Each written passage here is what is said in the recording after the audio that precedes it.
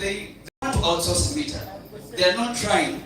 They don't have an engineering wing to fully bring up your meter.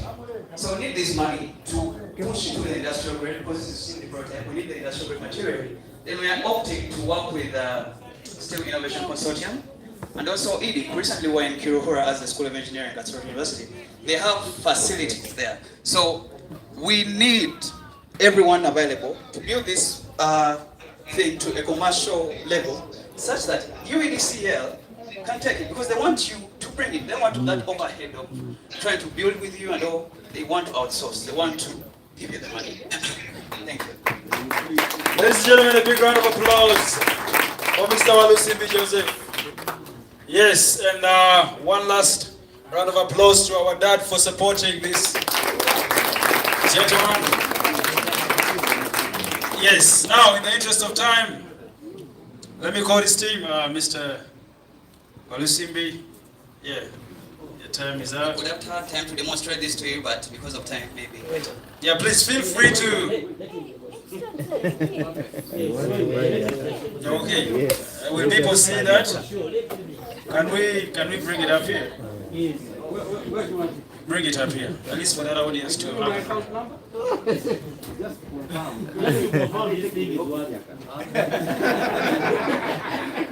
David, you want to buy me a car?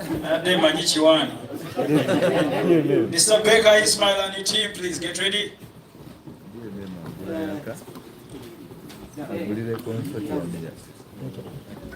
Maybe for our guests here, Walusimbi is not a new face. In the second edition of this prestigious award, Mr. Walusimbi was the first runners-up. He wasn't alone.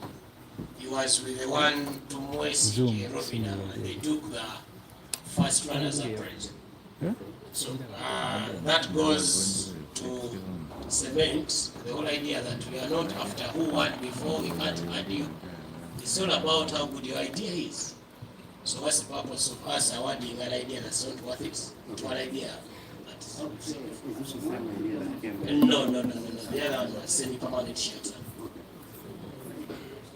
No wonder the confidence and you ready? You want to restart? Okay, as they get ready, allow me to introduce Mr. Aaron. Mr. Aaron, stand up for these people to have a look at you. He's a proprietor, the CEO of Flexi Homes, and I do construction. If you know that Fisher Turf along the UNEP Street, and that big building, he's an entrepreneur. So Mr. Msitwa, make sure you have a word with that gentleman. He can take you places. Mr. Baker Ismail. Baker. Bika. Bika Ismail and the team. Please come over and make your presentation as we wind up here.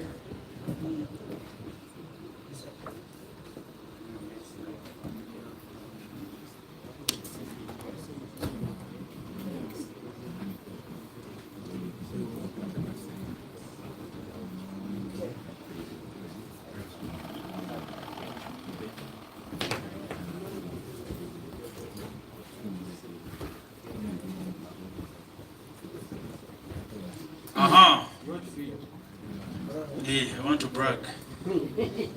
Mr. Ismail, on the count of 3. 5, 4, 3, 2. As Mr. Dow gets ready.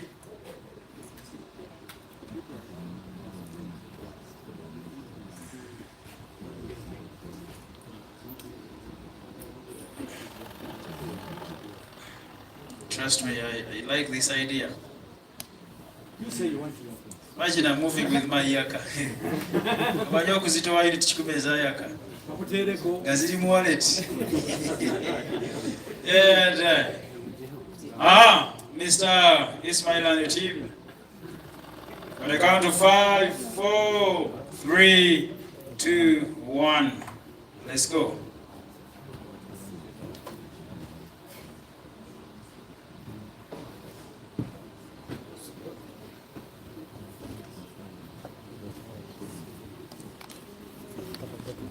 The clock is running. Good. Good evening. Yes, good evening. My name is Gilbert. This is Mehdi. Unfortunately, never could make it. Yes, so as a country or as a nation, you find the people who are using digital tools are increasing, right? But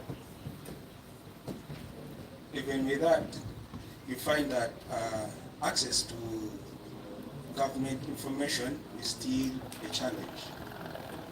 And our product, Afisa, an AI-powered chatbot that will be accessed via WhatsApp and the web will act as a medium for citizens to access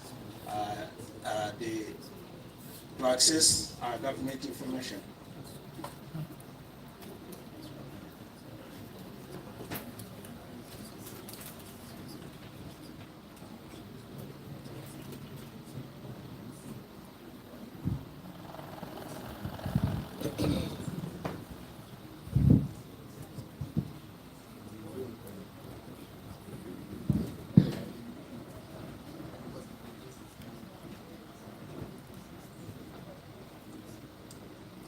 So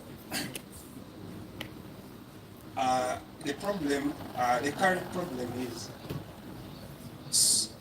most Ugandans, when it comes to accessing information, let's say government communication, is still a challenge because either the websites that the governments for the government decisions use are outdated, or you find that most times they are going to use PDFs or circulars to pass this communication, which can be hard to get.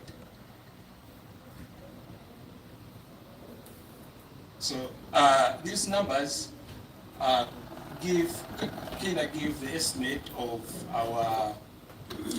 how we are using these digital tools or using the internet. We currently have, these are estimates, we currently have 43 mobile people using mobile devices, and of those, 13 millions access the internet, and these two figures are where our opportunity is. That is over 9 million people, 9 million Ugandans have access to WhatsApp, and then we have over 200 government institutions that can be an opportunity for us or for our platform. So our solution is Afisa. Well, it's a Swahili word which means in English it's officer. So it's going to act as a platform that allows citizens access information, basically government communication. Now imagine you've basically lost your ID or any document, and then you want to know how to replace it. You may not have the time, to go to NIRA or any agents that you basically want to interact with. So with this platform, 1 minute. With this platform, it's going to allow you to ask a question like in a natural language. How the steps of replacing my national ID, and then it will give you. So it will do it in a way where we shall be crawling government websites for data, and then feed it with these PDF documents or circulars that they release to the public, and then also scrap data from official government social media channels. So our system architecture, we are using Fast API, Postgres, and RomaDB for the backend. Then it will be integrated in WhatsApp that is using Twilio. So basically what we are doing is allowing citizens to access government communication. Time is up, 10 seconds. Through a platform that they are used to. Okay, So thank you. Thank you so much. In the interest of time, two questions from the judges. Yes.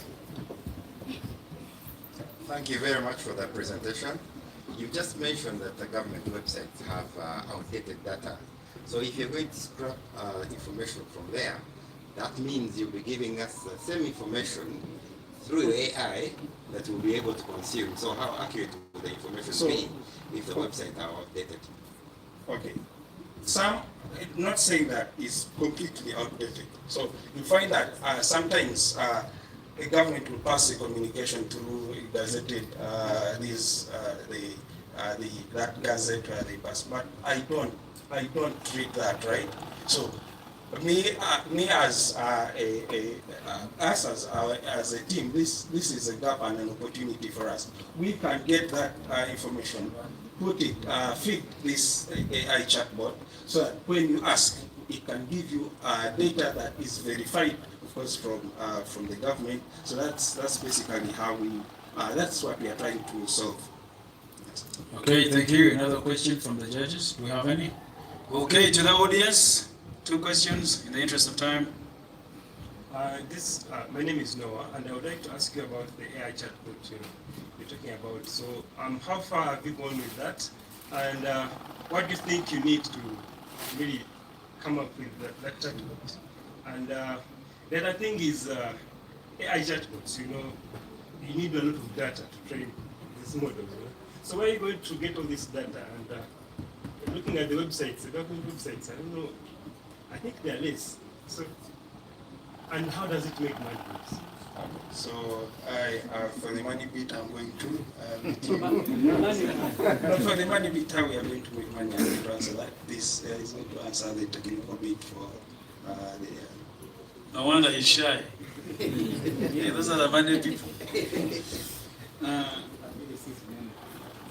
Good evening to you all.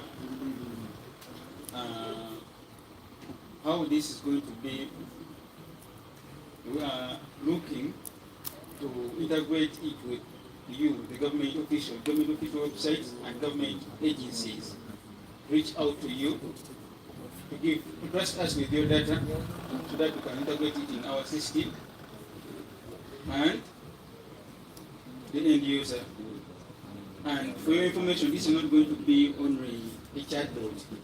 It's going to be a model, a local model, where it's going to be collecting data, not only government, though we started with government, such that we get funded. Okay, thank you. One last question. And then to answer the question of how we are going to make money, well, as a system, we are looking at subscription, first of all, from development partners. This is we are basically going to be mining data from users. So we are looking at subscription from agencies like GIZA or UNDP, and then we are also. It's more of an initiative that we think the government can take on, because it's going to act as a channel for them to pass, for users to access the information. So for us, we shall more of provide the tech while they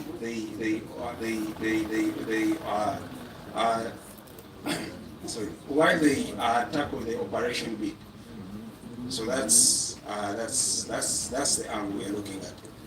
Okay, I don't think you have answered how you make the money, but nevertheless, my question is, if you are government, why would you give your data to a private entity to profit of it.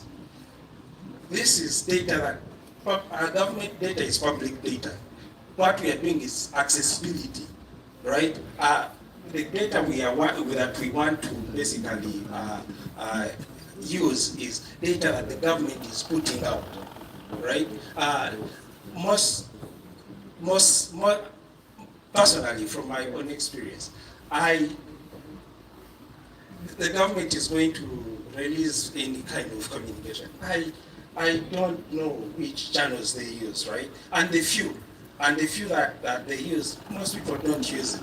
You'll find people peddling chibozi on TikTok, right? That's why most people are basically consuming information, or word of mouth, which I personally can change to fit my narrative. So with this, it's verified data, right?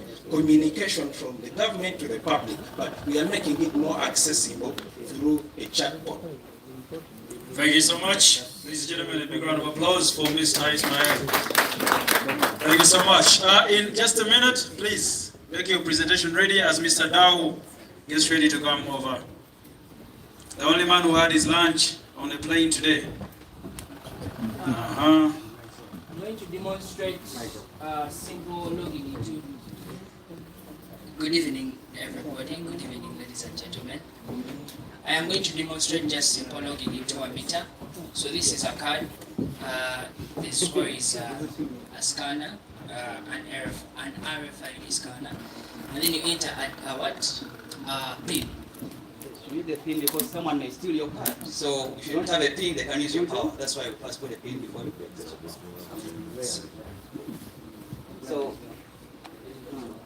So when you sign in with this card, it shows you have 10 units, okay? But imagine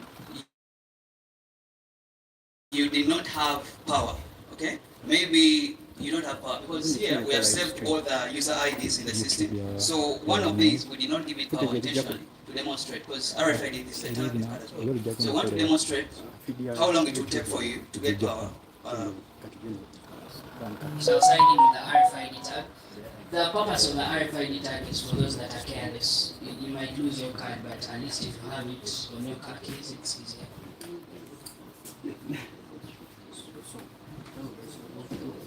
Yes. So there are no units on the tag, but you are going to upload units. So no units available. So now we can, when you make a payment, we put your units directly to your card, not to the meter. So they come immediately. So when you sign in again with your card,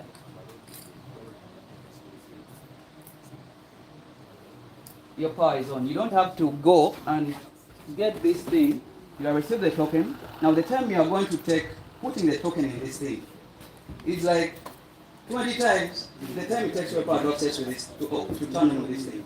You can even pay power for your grandmother in the village, and right this minute that power is going to be on.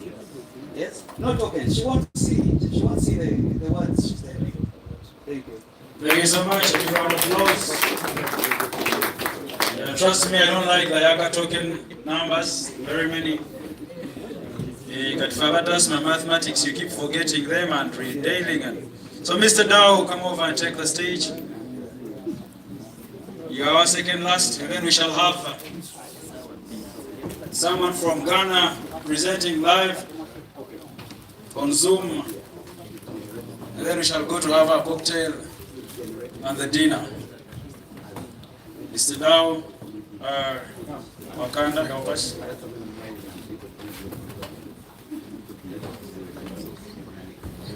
Yes, if you're happy and you know, say I am.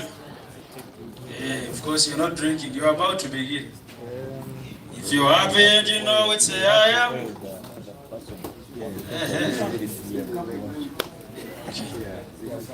I'll have you shortly. Okay, over to you. 5, 4, 3, 2, 1. Mr. Dao. Good evening, everyone. Good evening. My name is Moiro Dao. Imagine, in South Sudan, I renewed this one, and it took me 3 months. It cost me $40. That's how I came up with Return Tax Agents. A return tax agent is a Juba-based innovative designed to help people to recover the lost ID and passport and then other important documents as quickly and safe. If we look at the problem statement, 4 out of 5 South Sudanese who lost their ID, passport, and certificate never recovered. So let's say, take example, in Uganda where if you lose your ID card, maybe it can take you maybe 1 month or I don't know over in Uganda, but in South Sudan it can take you more than that one. So this one, it can, on this one, if you look at our returning tax agency, our current recovery are safety and painfully slow. When you look at, in other countries, let's say in South Sudan, there's a way that maybe if someone lost ID card, maybe you can just post it online, which is not, it exposes personal detail on that one. If you look at our solution, return tax agents are innovative company that receive and return the lost ID and certificate at the rightful corner. How it works, as we can see over here, in 4 ways. Maybe we can put that Dropbox maybe in public places like Makerere University. Let's take example in Uganda where maybe there will be a Dropbox over there. If you look, if you find an ID maybe for someone, you can just go and put it over there, and then maybe after that one, we can go and collect that one. Maybe every week we can collect those ID and then we take it to returning agent office. And then in another way, there's a digital reporting. In digital reporting, maybe you find it, maybe you can just call us and then we go and pick it. Imagine there's no expensive app, just only SMS and maybe on WhatsApp, where you can just call us. And then direct delivery, maybe you can just bring it to our office direct, which is okay if you are passing by. Then it's okay. And then secure login. Every document is verified, recording, and secure on database. If you look at market analysis, the market review is Juba City hosts 1,000 lost ID document cases every month with a limit recover solution reliable. If we see returning tax provided the safety, affordable, and recovery service with a fee ranging from $1 to $5 depending on the document. Maybe if you have a passport or certificate, other certificate, it depends. That's our market. And then the target market, it's only Juba resident. Let's say even if you are Uganda over there and you lost your ID, maybe you can just go to our office if you find it, and then you can just call us and give us your name. You can just say, I'm from Uganda. And then you can check if it is there. You say, okay, Mr. Olu, we have your ID. You can just come and collect it, and then maybe on that one we can charge you, let's say, maybe $1, which is not costly, then rather, or even your passport. The business model is the return tax that you make money from charges when you are, maybe this is how we make this one. Our charges when you are paying something, this is how we make money. The impact are a citizen recovery document faster and cheaper. The rather, let's say I renew this one, it costs me $40. And over there, do you know the process that I will go? I have to go to CID, police, and then the lawyer for me to get up to renew my ID. It costs me much.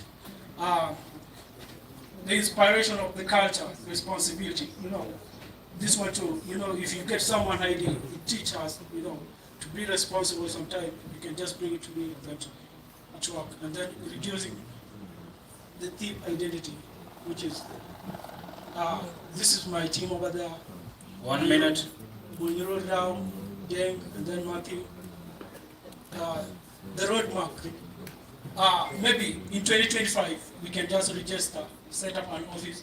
2026, maybe we can partnership with government institute and NGO, scale up to other state, maybe. Maybe in Uganda over here, you can just go to Jinja. I'm giving an example. Maybe in 2027, maybe we can just return 1,000 ID card that has been lost. And then 2027 too, maybe we can just scale up to East Africa. Maybe in Uganda where you can just open one office away, we can save you better too. So what we are asking 30,000 US dollar, and this is not.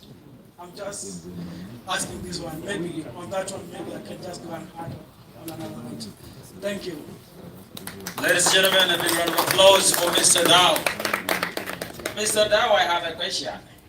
If my girlfriend kidnaps my ID, how can you help me? Ladies and gentlemen, 2 questions from the judges.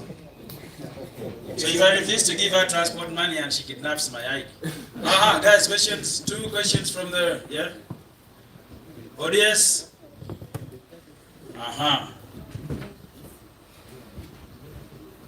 Good evening, Mr. Dow. My name is Noah, and my first question would be, let's say, from your analysis, how many people lose IDs? Okay, on my analysis, maybe, what I just estimate, if you can just go to Bam, even Bam of Uganda, and see some IDs over there, maybe on those printed places, you can just see a lot of IDs. That one came into my mind. So, but I did do an analysis, but I went to a lot of Bam and I see a lot of IDs. And what's your projection? Like, how do you plan to earn money, and what do you think you'll be making monthly from this? How to make money? Yes.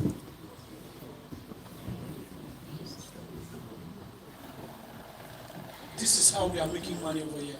If you see over here, when you are let's say you lost your ID and you come to me, I will charge you something. That's how we make money. Something, eh? You okay? One last question. Not all IDs that get lost end up being picked. Let's say maybe it fell on the road and the rain washed it away. How long do I have to take waiting to hear from you that you either got it, or I have to proceed to the government agencies to work on, to renew it? How long? Let's say, you drop your ID outside there. It cannot take more than 1 month without someone picking it. Maybe someone will just pick it over there, and then if you call me and say that, Mr. Oh no, I lost my ID card, maybe I'll tell you, if I didn't get it in my office, I'll tell you, maybe by 1 week time or 2 week time, just call us back and then we can check it. If we get it, and then if we not, then we can wait and then we can have that. Thank you so much. One last question here. Good evening, Ivan. Now, my question is, do you think government, for example, in Uganda, we have strict laws which govern data and things privacy to do that? So, for our case, neither will not allow such to happen in Uganda, because they believe you collect the IDs, you get data for the citizens. So, have you done some? Have you seen that it's possible to do such a project without facing challenges from the government? Obviously, in everything you do, there's some challenges. And we can just sort it out. Ladies and gentlemen, a big round of applause for Mr. Dow. Thank you so much. So interesting. Now, last but not least, we have our last presenter, and this gentleman is not in Uganda, he's in Ghana, and I'd like to thank Mr. Dow for honoring our invitation and investing in all those dollars to come through and make your presentation, and we don't take it for granted. Now we have someone from Ghana, Mr. Dominic Ugai Singban. His idea is a biospace GH Limited, green manufacturing and circular economy startup that converts plantain. Ghana had to have plantain, banana stems and sawdust waste into eco-friendly eggplant egg trays. Okay, Mr. Singban, over to you. You're live.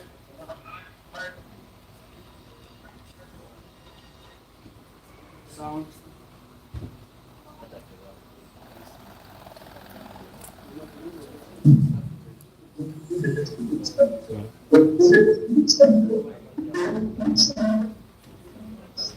Mr. Singban, you're on NTV Live. Can you hear me? Yeah, sure, we can hear you. You're live.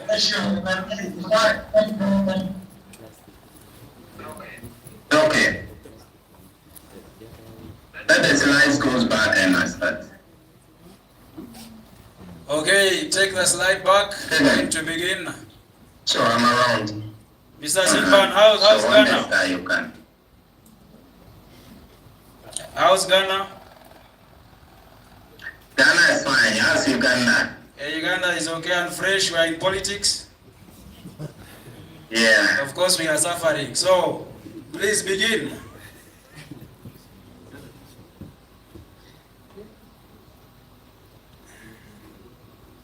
Is that the first slide you'd like to begin with? What do you mean? Are you seeing what is on your screen right now? Is that the first slide?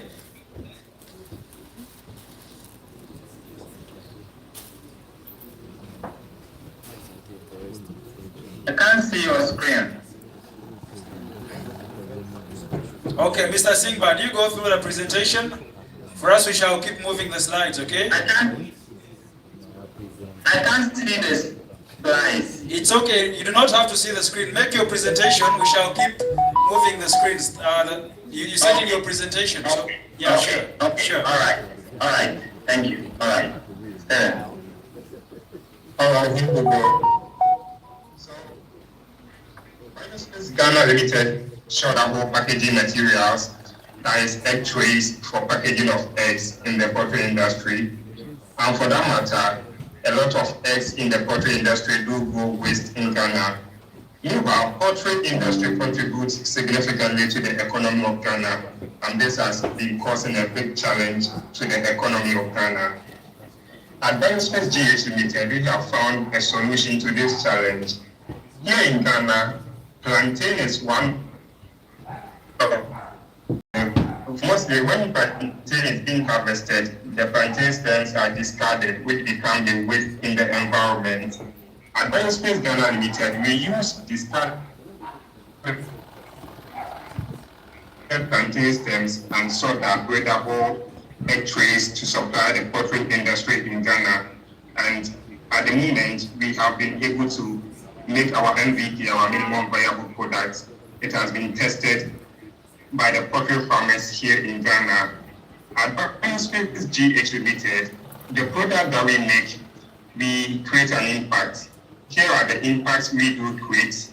When it comes to Biospace Ghana Limited, we increase the income of the ordinary plantain farmer. We do create decent jobs for the youth and vulnerable in society, and we contribute to the ecosystem by clearing waste and recycling them, making the environment friendly for everyone to live in. And for that matter, we contribute to the United Nations Sustainable Development Goals. Biospace GH Limited is currently registered here in Ghana. We have registered under the Register of Companies in Ghana. We have also had certification from the district assemblies. We have certification from all agencies. We have registered with the Social Security and National Insurance Trust in Ghana, that is Senate Environmental Protection Agency. We are in the process of